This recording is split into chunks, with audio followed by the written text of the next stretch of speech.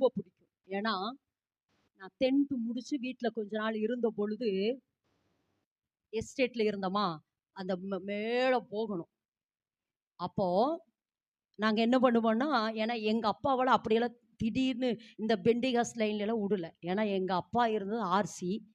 அதுக்கப்புறம் அம்மாவ கல்யாணம் பண்ண உடனே சிஎஸ்ஐ வந்துட்டோம்.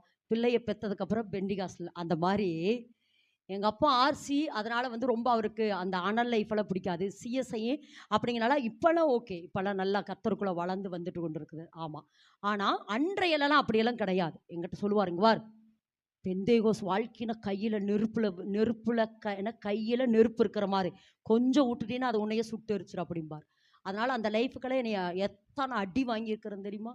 ஏன்னா இப்ப இந்த ஜெபம் அதாவது இந்த நாங்க அந்த 10th முடிச்சுட்டு வீட்ல இருந்த பொழுது நைட்டு தெரியாம போயிருவோம். நைட் 9 மணிக்கு ஏன்னா அதிகாலையில எழும்பி இந்த பாட்ட பாடுறக்கு ஓடுவேன். நைட்டு ஜெபம் அவங்க நடத்துவாங்க. நைட்டு விடிய விடிய எங்க சித்தப்பா.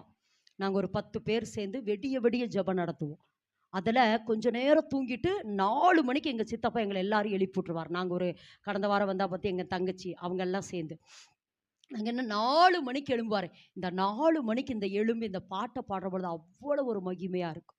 இத எதுக்கு சொல்றேன் அப்படின்னா, அந்த இரவோடு இரவாக போயி அங்க தங்கி, அந்த அதிகாலை ஜெபம் முடிச்சுட்டு, ஏன்னா நைட்டு எங்க அப்பா படுத்ததுக்கு அப்புறம் போவேன். எங்க அப்பா எழும்புனதுக்கு முன்னமே நாங்க என்ன செய்யணும், வீடு வந்துரணும்.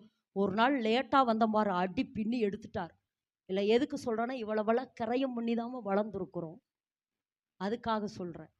அப்பவே 15 வயசு எனக்கு 10th முடிச்சு நான் வீட்ல இருக்கிற பொழுது, அந்த ஒரு 1 1/2 வருஷம் பக்கம் நாங்க இந்த காரியத்த செஞ்சோம். எங்க அப்பா தூங்குன உடனே போயிருவேன். நைட் எல்லாம் உட்காந்து விடிய விடிய தேசத்துக்காக ஜெபிப்போம். அப்புறம் 4 மணிக்கு எழுப்பி விட்டுருவாரு. எங்க அப்பா எழும்புறது ஒரு 6:30, 7. அப்பலாம் எஸ்டேட்லலாம் அப்போ லேட்டா தானே எழும்புவாங்க.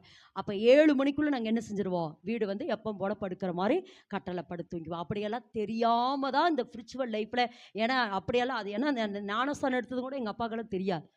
தெரிஞ்சு அடி வாங்கினேன் பாரு, முழுக்கு ஞானஸ்தானம் எடுத்ததுக்கு அப்புறம்.